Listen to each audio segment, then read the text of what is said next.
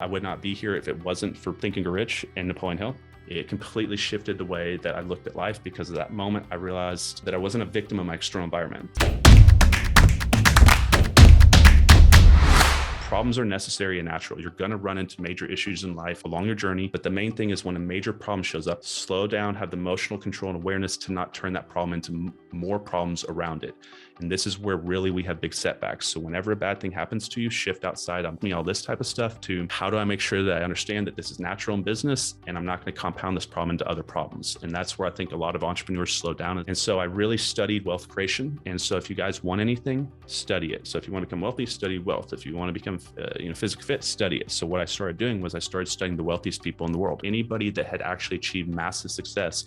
I started also looking back at my situation, how I ended up where I was at. And then I was looking at a bunch of wealthy people I was playing high stakes poker with and trying to figure out how they had the money to play and lose and also the time to do it. Many of them created a net worth going through this process that we're going to go through right here. So I created what's called the wealth quadrant. And this is kind of the path to wealth creation. So the first step, number one, is you have to insure yourself. The reason why it took me almost 7 years to get back on my feet was because I had a single income stream. Now, it was a really great income stream, but if you have one income stream and it goes away, where are you at now? So most people think of multiple streams of income and it's taught out there as a way of increasing your income, but that's not really what it does. It's an insurance policy if you have one good income stream and it goes away. So if I had multiple streams of income and I'd been investing that money into rental properties and I'd been buying property and I'd been building other businesses, when this bad moment happened, I wouldn't have been back at home with my parents. So I realized that I will never have one income stream again. My belief is you should shoot to have three, because once you have three and you lose one, you're still at two, giving you time to get back to 3, 4, and 5. Now, second thing was I realized duplication. Wealth is created through not yourself and your individual efforts, not a solopreneur. That is not how you're going to become wealthy. That is how you're going to have a miserable life, right? So duplication creates wealth. You are a duplication creator.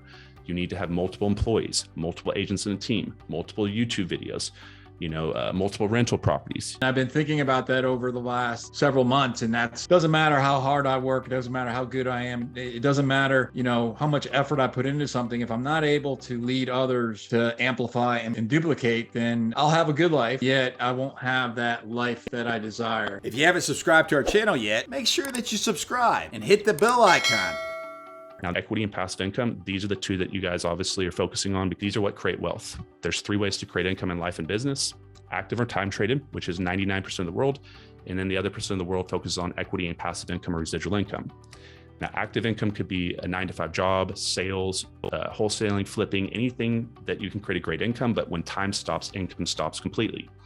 So think about equity and passive income, how they play differently with time. So this is how wealthy people understand wealth and how they increase the time and amount of time they're on this planet, because they're avoiding it. They're looking for income streams that expand without direct time allocation. Now, the last one right there is residual income. This is the only thing that I focused on. I put passive income on my wall. Passive income is your freedom. It gives you time and money. And you can make $500,000 a year, guys. I made a lot of money playing poker. I made a lot of money flipping houses, but it was until I started having residual income that the lifestyle I wanted, the stress, the emotions, and everything that I wanted started to come true. And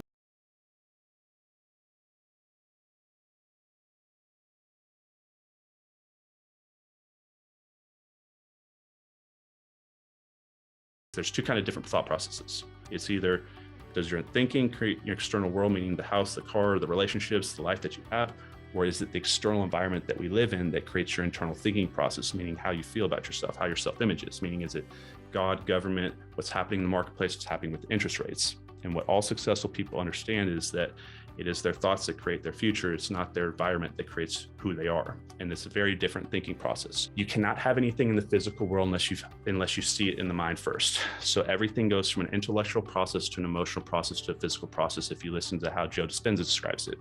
So the first thing is the conceptual grasping in the mind. The emotional involvement on how bad you want something dictates will you push past risk. So if you guys are not building something or going hard at your business, it's because you don't truly believe in yourself or believe in what you're doing. It's a combination of those two. So if you think about Napoleon's famous saying, whatever the mind can conceive, the intellectual concept, the conceptual understanding in the mind, I'm thinking about it, right?